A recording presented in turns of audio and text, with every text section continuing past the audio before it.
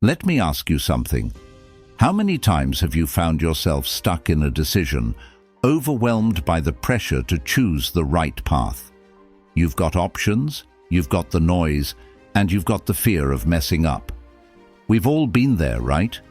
The truth is, the world bombards us with choices every single day, and it's easy to feel paralyzed.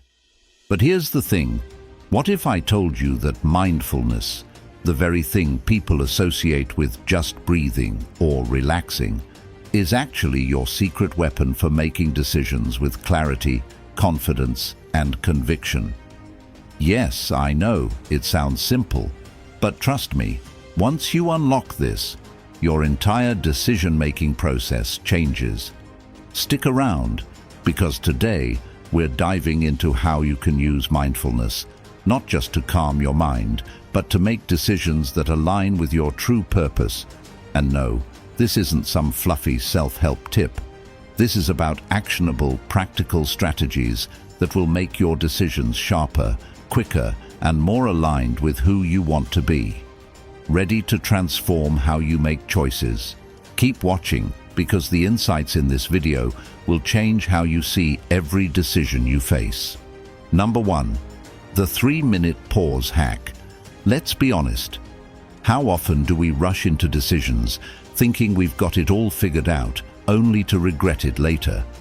It's like trying to navigate a maze blindfolded, isn't it? Here's the thing. We live in a world that glorifies speed, quick responses, instant solutions, snap judgments. They've become badges of honor. But what if I told you that slowing down, even for just 3 minutes, could completely change the game? Sounds counterintuitive, right? Trust me, it's not. Picture this. You're in a heated meeting, your boss just threw a curveball, and everyone's eyes are on you. Your instinct is to say something, anything, to avoid that awkward silence. We've all been there. Or maybe it's not a meeting. Maybe it's your best friend asking for advice on a life-changing decision, and you feel the pressure to deliver wisdom on the spot. But what if, instead of speaking immediately, you took 3 minutes to pause, breathe, and think? Yeah, I can see you raising an eyebrow. 3 minutes? Really? Won't that make me look indecisive? Actually, no. It makes you look thoughtful. Here's why it works. When we're under pressure, our brains go into overdrive. Fight or flight takes over, clouding our judgment. But by pausing for 3 minutes, you're letting the emotional dust settle. It's like letting muddy water in a jar clear so you can see the pebbles at the bottom. This isn't just feel-good advice, it's neuroscience. Your brain moves out of its reactive state and into a more reflective mode, giving you clarity and control. I remember trying this during a family dinner, a prime battlefield for impulsive decisions. My siblings were arguing over a holiday plan, and I was caught in the crossfire. Normally I'd jump in, play mediator, and end up stressing myself out. But this time I paused. I looked down at my plate, counted my breaths, and gave myself those 3 golden minutes. When I finally spoke, I surprised even myself. My response wasn't just calm, it actually solved the problem. No raised voices, no drama. And guess what? Everyone listened. This isn't about being passive or stalling for time, it's about reclaiming your power. Those 3 minutes are yours. A buffer zone between you and the chaos. They allow you to show up with intention rather than as a frazzled, reactive version of yourself. And the best part, it works in any situation. Whether it's an email that ruffles your feathers, a sudden disagreement with your partner, or even deciding what to have for dinner when your brain is fried, the 3-minute pause hack can save the day. This is about more than just making better decisions. It's about reclaiming your space, your peace, and your dignity. So, the next time life tries to rush you, pause. Own those 3 minutes like they're your secret superpower, because they are. Number 2, the 80-20 mindfulness rule. Let me start with this. We're wasting our energy on the wrong things. Bold claim, right? But think about it. How often do we stress over details that, in the grand scheme of things, don't even matter? Whether it's obsessing over every word in an email or spending hours deciding what to wear for a Zoom meeting, we've all been there. Now imagine if I told you there's a simple rule that could cut through the chaos and give you back your time and sanity. Enter the 80-20 mindfulness rule. Now, you might be thinking, wait, isn't the 80-20 thing just about efficiency and productivity? Sure, it's famous in the business world, but hear me out. This isn't just about cranking out more work. It's about focusing your mental energy where it actually counts. Imagine dedicating 80% of your attention to the top priorities that truly impact your life and only 20% to the fluff. The things that seem important but really aren't. It's not just a productivity hack, it's a mindfulness superpower. You know the type of situation I'm talking about. You're juggling 100 little tasks, convinced you have to give them all equal importance. We've all been that person frantically cleaning the kitchen before guests arrive, only to realize we forgot to actually cook dinner. Or the one obsessing over which font to use in a presentation while neglecting the actual content. The 80-20 mindfulness rule stops that madness by forcing you to ask, what really matters here? Here's how it works. When you're faced with a decision or task, pause and identify the 20% of inputs that will create 80% of the impact. Why does this work? Because our brains are wired to overcomplicate. We mistake busy work for progress, and we forget to prioritize. By deliberately channeling your focus, you're cutting through the noise and giving your best energy to what truly deserves it. And yes, this means letting go of perfectionism. No, you don't need to deep clean your inbox when only 3 emails actually need replies. I remember the first time I tried this. It was during a work project with a ridiculous deadline. My to-do list was a mile long and I was spiraling. But instead of tackling it all, I forced myself to stop. I sat down with a pen and asked, what's the one thing that'll make or break this project? Turns out it was a solid opening pitch. So I spent 80% of my time perfecting that and left the smaller stuff, like tweaking slide colors, for last. The result? A killer presentation and 0 regrets. This isn't just about saving time, it's about reclaiming your mental peace. Imagine making decisions with clarity, knowing you've tackled what truly matters. Imagine saying no to the unnecessary stress of perfectionism and feeling good about it. That's what the 80-20 mindfulness rule gives you: your space, your energy, and your focus. So, the next time life throws 100 demands your way, remember this rule. Focus on the 20% that drives the 80% of results. Let the rest go. Because your time and energy, they're far too valuable to waste. Number 3, silent conflict resolution. Let me ask you something. How often do conflicts leave you feeling drained, even when you're absolutely sure you were in the right? It's like an emotional tug-of-war where nobody really wins. But what if I told you there's a way to resolve conflicts without saying a word? No heated debates, no passive-aggressive texts, just pure, quiet clarity. Sounds too good to be true, doesn't it? Stick with me on this. It's called silent conflict resolution. And yes, it's as intriguing as it sounds. We've all been there. That tense moment when someone says or does something that sets you off. Maybe it's a colleague who shoots down your idea in a meeting, or a family member who always has to have the last word. Your first instinct? To defend yourself, to explain, to fight back. And yet, somehow, the more you talk, the messier it gets. You know the type of argument I mean. The one where you leave replaying every word in your head, thinking, why didn't I say this instead? Here's the twist. Instead of reacting, you do the opposite. You stay silent, not in a cold-shoulder, petty way, but in a thoughtful, deliberate way.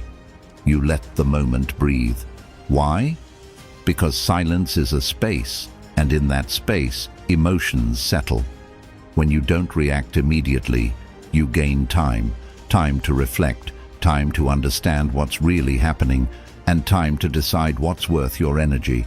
It's like hitting pause on a chaotic movie scene so you can figure out the plot. Let me share a story. A few weeks ago, I was at a friend's dinner party. Somewhere between dessert and coffee, a heated debate about politics broke out. One guest, clearly passionate, started directing their frustration toward me, even though I hadn't said much. My usual response would have been to jump in, defend my point, maybe even match their tone. But this time, I tried something different. I stayed quiet. I listened, nodded occasionally, and let them finish. The room got awkward for a moment, but then something amazing happened. They started softening. By the end of their monologue, they were the one backpedaling, saying, "Well, maybe I didn't think about it that way." I didn't say a word, but the conflict diffused itself. Here's why it works. Silence isn't just the absence of words. It's a powerful presence. It signals that you're not going to be dragged into an emotional battlefield. Instead, you're holding your ground with calm confidence. It throws the other person off balance in the best way, forcing them to reconsider their approach. And it gives you a chance to process instead of just react. This isn't about avoiding conflict or letting people walk all over you. It's about choosing your battles wisely and engaging on your terms. Silent conflict resolution is about reclaiming your energy and your peace. It's about showing strength through restraint. So the next time you're faced with a heated situation, try staying quiet, not as a sign of weakness, but as a statement of power. Watch what happens when you let the storm pass instead of stepping into it. Because sometimes the loudest voice in the room is the one that doesn't speak at all. Number 4, gut instinct journal. Have you ever made a decision that just felt right, even though you couldn't explain why? That strange yet comforting sensation in your gut that says, "This is it." Now let me ask you this. How often do you actually listen to it? We live in a world that glorifies logic, spreadsheets, and pros and cons lists. But here's a thought. What if your gut instinct is smarter than you think? What if learning to harness it could change the way you make decisions? Stay with me on this. It's called the Gut Instinct Journal. We've all been there, standing at a crossroads, overthinking every possible outcome. Maybe it's a career choice, a relationship decision, or even something as simple as picking the right words in an email. You analyze, you rationalize, you consult a dozen friends, and yet you still feel stuck. That's because logic can only take you so far. Sometimes the answer isn't in your head, it's in your gut. But trusting that feeling, that's the tricky part, isn't it? Here's where the Gut Instinct Journal comes in. It's simple, but it's powerful. Every day, take 5 minutes, just 5, and write down any decision you made based purely on your gut feeling. It could be something big, like accepting a job offer, or small, like deciding to take a different route home. Then track how it turns out. Over time, you'll start noticing patterns. Your gut isn't just some random voice, it's your brain processing subtle cues, past experiences, and subconscious knowledge faster than you realize. Let me tell you about a time this practice saved me. A few months ago, I was offered a project that seemed perfect on paper. Great pay, interesting scope, everything checked out. But something felt off. I couldn't pinpoint why, but my gut was saying no. So, I wrote it down in my journal. Project feels wrong, but no concrete reason. A week later, I found out that the client had a reputation for delayed payments and impossible deadlines. If I'd ignored that instinct, I'd have been in a mess. This isn't about ignoring logic or facts. It's about adding another layer to your decision-making process. By journaling your instincts, you're not just making better choices, You're training yourself to trust your inner voice. Over time, you'll notice that your gut isn't so mysterious after all. It's incredibly practical, and with practice, it gets louder and clearer. This practice isn't about perfection, it's about empowerment. It's about reclaiming the part of you that already knows what you need, even when the rest of the world is shouting for your attention. Writing down your instincts isn't just an exercise, it's a conversation with yourself, a way of saying, I trust you. Let's figure this out together. So grab a notebook or even just open a notes app on your phone and start listening. Trust me, your gut has been waiting for you to notice it. Because the truth is, some of the best decisions you'll ever make won't come from overthinking, they'll come from within. Number 5. The what if it fails? Exercise. What if I told you that the fear of failure isn't the enemy we think it is? That it could actually be your greatest ally if you learned how to face it head-on? Think about it. How many times have you stopped yourself from pursuing something because the thought of it going wrong felt unbearable? A new job, a bold idea, even telling someone how you truly feel. The voice in your head whispers, what if it fails? And just like that, you're paralyzed. But here's the twist. Instead of running from that question, what if we leaned into it? Welcome to the what if it fails exercise. You know the type of situation I'm talking about. You're brimming with excitement over a possibility, starting a side hustle, moving to a new city, or speaking up in a meeting. But then the doubts creep in. What if no one supports me? What if I make a fool of myself? What if I lose money? We've all been there, trapped in that spiral of overthinking. It's exhausting, isn't it? And yet this fear of failure, when approached the right way, can actually set you free. Here's how the what if it fails exercise works. Instead of letting the fear swirl in your mind like an endless storm, sit down with it. Literally. Take out a piece of paper or open a notes app and write the question at the top. What if it fails? Now, list every single worst-case scenario that comes to mind. Be brutally honest. What could happen if everything went wrong? You might lose money, time, reputation, or even confidence. Put it all out there, no matter how scary or irrational it feels. And then, here's the magic part. For each worst-case scenario, write down how you'd handle it. Lost money. Maybe you'd cut back on expenses or take on extra work temporarily. Embarrassed yourself? You'd probably apologize, learn, and move on. For every fear, there's a way forward, even if it's not easy. You start to realize that failure isn't this monstrous, world-ending event. It's messy, sure, but it's manageable. Let me tell you about the first time I tried this. I wanted to pitch an idea at work. A totally out-of-the-box project that I believed could be a game-changer. But I kept hesitating, consumed by thoughts of being ridiculed or rejected. So I did the exercise. Worst case, my idea would be shot down in flames. I'd feel humiliated for a day or two, but I'd survive. And you know what? When I presented it, not only did it get approved, but people actually praised the creativity. Even if it had failed, I would have gained respect for trying. This exercise isn't about dismissing your fears. It's about giving them structure. It's about proving to yourself that no matter what happens, you have the tools to navigate through it. And here's the thing. When you strip away the mystery of failure, it stops being so intimidating. You start to see it as a stepping stone, not a dead end.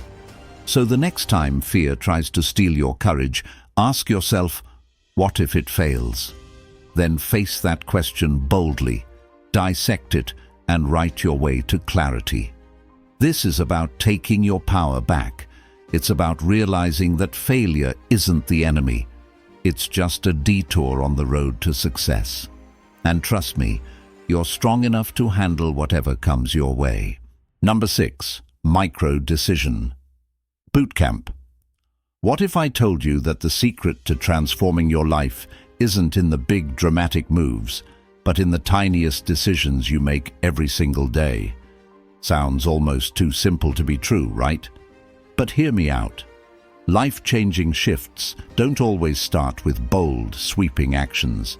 They often begin with micro-decisions. Those seemingly insignificant choices you make on autopilot. Should you hit snooze or get up? Should you respond to that text now or later? Should you drink water or grab another coffee? These are the micro moments that shape our habits, routines, and ultimately our lives. Welcome to the Micro Decision Bootcamp, a mindset hack that can supercharge your day-to-day life. You know how it feels when you're stuck in the decision-making cycle. You've got a million things on your plate, and by the end of the day, even choosing what to eat feels overwhelming. We've all been there, scrolling aimlessly through Netflix, because deciding what to watch feels like climbing Everest. That's decision fatigue, and it's draining. But what if we could rewire the way we think about these tiny choices? Instead of seeing them as chores, we could treat them as opportunities, micro steps toward the life we want to build. The Micro Decision Bootcamp is about intentionally training your mind to choose with purpose, even in the smallest moments. Here's how it works. Instead of defaulting to your usual patterns, pause for just a second when faced with a choice. Ask yourself one simple question. Does this align with the person I want to become? That's it. It sounds almost too easy, but it's powerful. Let me explain why. Every micro decision is like a vote for the kind of person you're trying to be. Choose water over soda. That's a vote for health. Decide to open a book instead of scrolling. That's a vote for self-growth. The beauty is that it's not about perfection. It's about stacking enough small wins that they add up to something big. Let me share a real moment from my own life. I was in the habit of staying up way too late, scrolling through my phone in bed. It felt harmless, even relaxing, but it left me groggy and unmotivated the next day. One night I paused and asked myself that simple question. Does this align with the person I want to become? The answer was no. So I put the phone down and picked up a journal instead.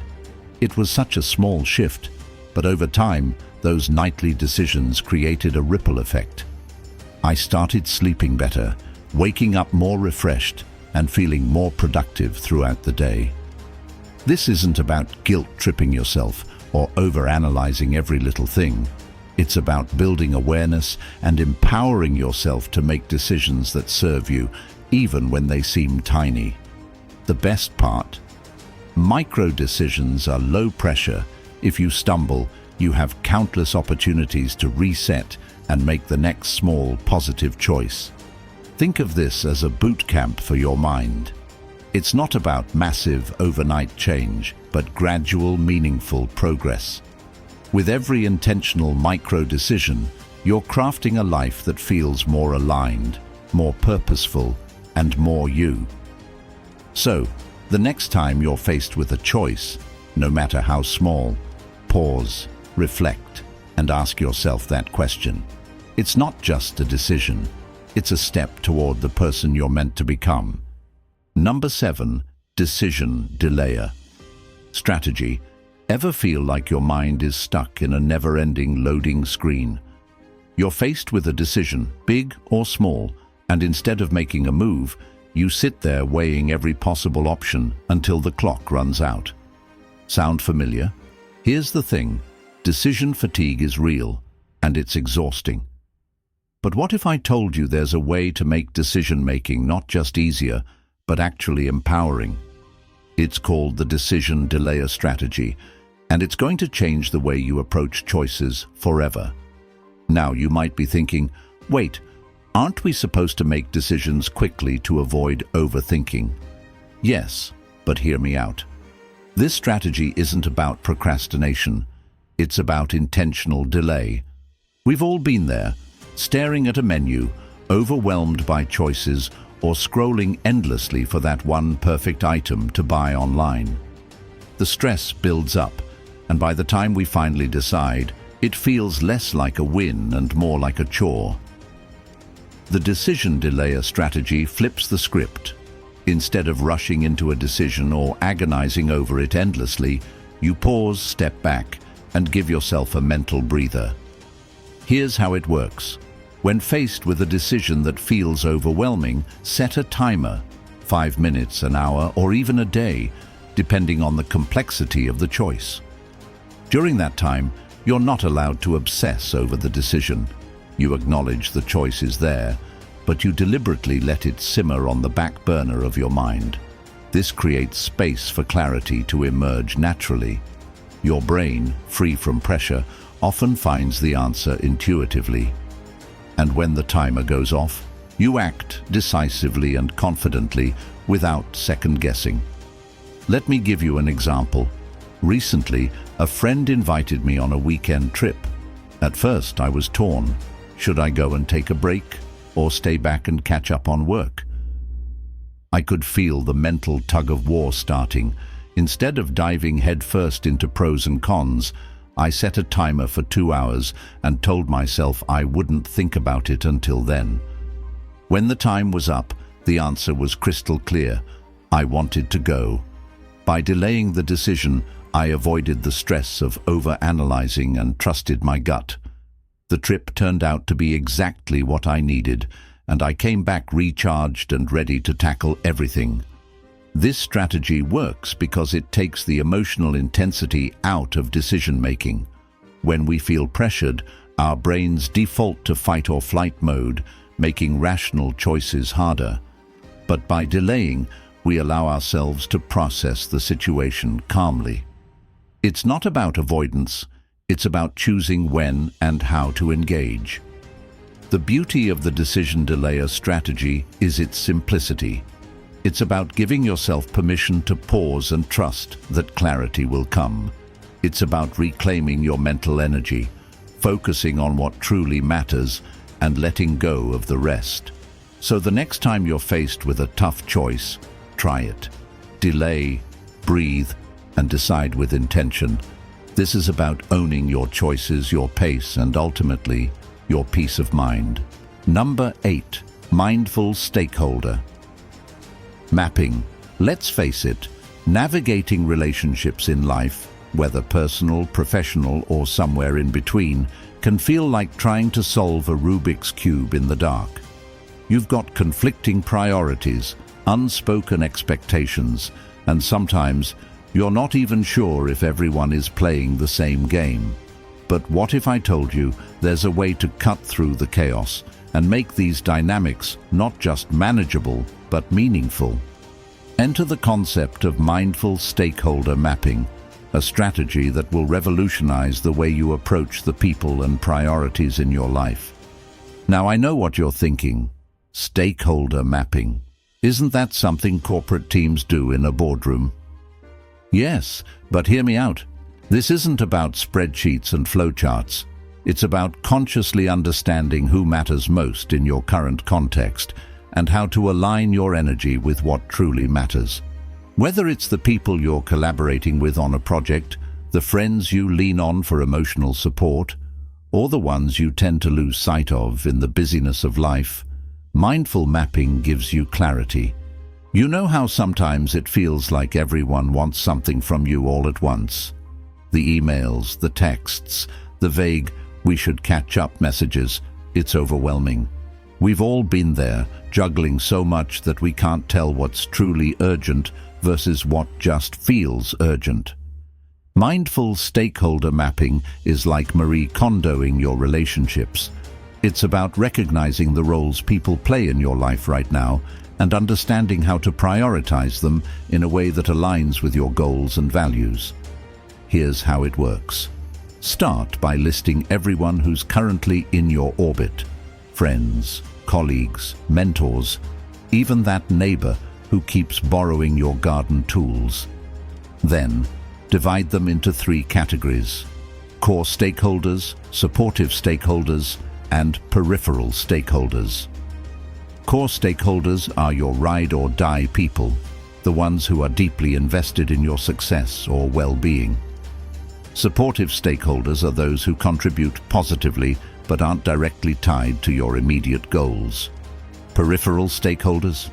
They're in the background, maybe providing occasional input or needing attention once in a while. Let me give you an example. A few months ago, I found myself stretched thin between work, family, and a side project. Everyone had expectations, and I was trying to meet all of them. It wasn't sustainable. So I sat down, mapped out my stakeholders, and realized something eye-opening. I was spending way too much energy on peripheral relationships while neglecting the core ones. By shifting my focus, sending a heartfelt update to my closest friends, setting clearer boundaries at work, and saying no to unnecessary obligations, I felt an immediate sense of relief. And you know what? The relationships that mattered most grew stronger.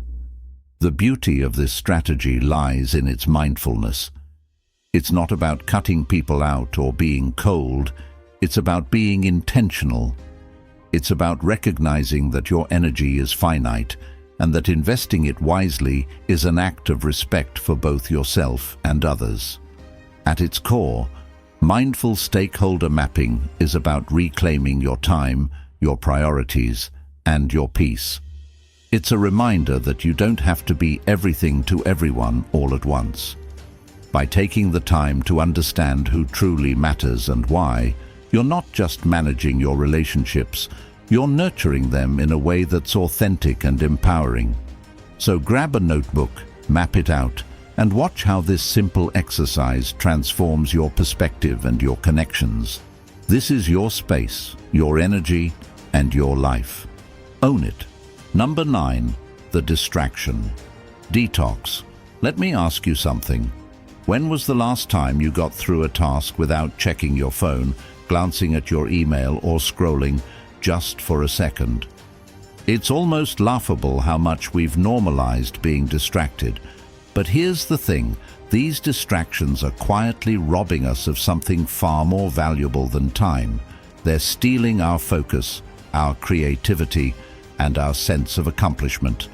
And that's why today, we're diving into the distraction detox, a refreshingly simple yet powerful strategy to reclaim control over your mind and your moments. Now I get it. The idea of a detox probably makes you think of green juices and yoga poses, right? Trust me, this is nothing like that. It's about decluttering the mental noise that keeps us stuck in a loop of half-finished tasks and constant overwhelm. Because let's be real, we've all been there. You sit down to finally get something done, and before you know it, you're 3 YouTube videos deep or arguing with someone in the comments section of a post you didn't even care about. It's frustrating, it's exhausting, and it's entirely preventable. So here's the deal. The distraction detox isn't about giving up everything that's fun or banning yourself from social media forever. It's about creating a system that protects your focus when you need it most. Imagine putting your distractions in a timeout instead of letting them run the show. The secret? It starts with identifying your biggest distraction triggers, whether it's your phone, certain apps, or even a cluttered workspace, and setting up clear boundaries around them. I'll give you an example. A few weeks ago, I realized that every time I sat down to write, my brain would convince me to just check my phone for 5 minutes. Spoiler alert, it was never 5 minutes. So I tried something radical. I put my phone in another room, turned off notifications, and gave myself permission to look at it only after finishing a solid hour of work. At first, it felt weird, like I'd lost a limb. But guess what? My focus skyrocketed. By the end of the first session, I felt more productive and energized than I had in weeks. And it wasn't just about getting stuff done. It was the mental clarity that came with it. Here's why this works. Our brains are wired to crave instant gratification. Notifications, messages, and quick online searches hit us with a dopamine rush that feels rewarding. But the more we give in, the more we condition ourselves to seek those micro rewards instead of staying focused on deeper, more meaningful work. The distraction. Detox helps break that cycle. It trains your brain to prioritize what truly matters, giving you a sense of control and accomplishment that no app or ping could ever provide. This isn't about being perfect or becoming a monk who shuns technology. It's about small, intentional shifts that add up over time. It's about proving to yourself that your attention is your superpower and you get to decide where it goes. So the next time you're tempted to scroll, pause. Ask yourself, is this serving me or is it stealing from me? The beauty of the distraction detox is that it's not a one-size-fits-all approach. You can customize it to fit your life and your goals. Maybe you start by turning off unnecessary notifications, setting phone-free hours, or even creating a dedicated workspace. Whatever your version looks like, remember, this is about reclaiming your time, your focus, and your peace of mind. So take a deep breath, detox those distractions, and watch how quickly your world transforms. Because you deserve a life that's not dictated by pings and pop-ups, but by purpose and presence. Number 10. The future self. Dialogue. Imagine this. You could sit down right now and have a conversation with your future self. Yes, you heard that right. Your future self. The one who's already achieved those big goals, made those bold moves, and turned all those dreams into reality. What if I told you that this simple conversation could be the game changer you've been searching for? Now, I know you might be thinking, how on earth can I talk to someone who doesn't exist yet? But trust me, this isn't as far-fetched as it sounds. It's a powerful tool to help you bridge the gap between where you are now and where you want to be. You know the type, those days when you feel like you're running in circles, stuck in the same old routine, with the same doubts and fears creeping in. We've all been there, right? You've got this big dream, but it feels so far out of reach. Maybe it's a career change, starting a business, or simply feeling like you're living on autopilot. The weight of uncertainty can be heavy, and the longer we ignore it, the harder it gets to take that first step. But here's the twist. What if you could see your future self, standing confidently in the life you desire, and let that person guide you in real time? That's where the future self dialogue comes in. It's not about some mystical conversation with a version of you from 10 years down the road. It's about using your imagination, your intuition, and a little self-reflection to tap into the person you could become. Picture this. You're sitting in a quiet space and you close your eyes. You take a deep breath and ask yourself, what would the best version of me do right now? And then listen. This might sound a little woo-woo at first, but hear me out. It's more about aligning your present actions with your long-term vision. Your future self is the version of you that's already figured it out, and all you need to do is trust the guidance that's already within you. Let me give you a quick example. A while ago, I was feeling completely overwhelmed about a big project I had taken on. I didn't know where to start, and the pressure was mounting. So I decided to try this future self dialogue. I imagined the person who had successfully completed the project, the one who was calm, collected, and proud of the work. I asked that future version of me, how did you do it? And the answer was simple. Take one step at a time, focus on what's within my control, and don't overthink it. That advice was a game changer. It shifted my perspective instantly. Instead of spiraling into self-doubt, I took action, small, manageable actions that led to big progress. This method isn't about wishing for success or hoping for things to fall into place. It's about creating a roadmap from your future back to your present. It's about getting clear on the person you want to become and using that clarity to inform every decision you make today. The more you connect with this future version of yourself, the more empowered you feel in the present. You stop doubting, second-guessing, or feeling overwhelmed because you've already received the blueprint. And here's the most empowering part. You're not waiting for permission or a perfect moment. You're actively shaping your future self by taking aligned actions now.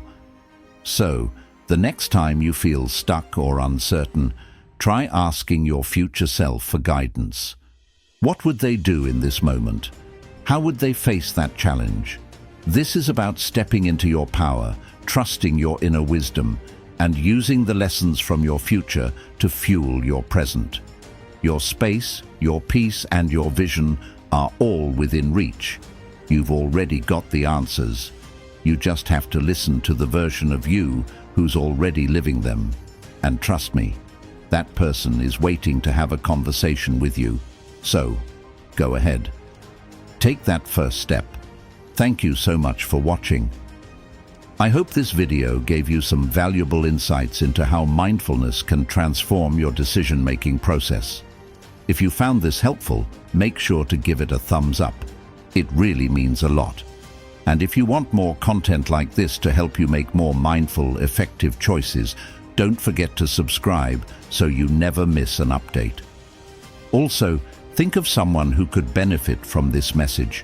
Share this video with them. It could make a world of difference. I'd love to hear your thoughts on mindfulness and decision-making, so drop a comment below. Have you tried mindfulness in your own life? Or are you just starting to explore it? Let's keep the conversation going and learn from each other's experiences. Remember, every decision is an opportunity to be present, to trust yourself, and to choose what aligns with your true values. Keep practicing mindfulness and watch how it empowers you in every aspect of your life. Until next time, stay mindful, stay true, and take those decisions with confidence.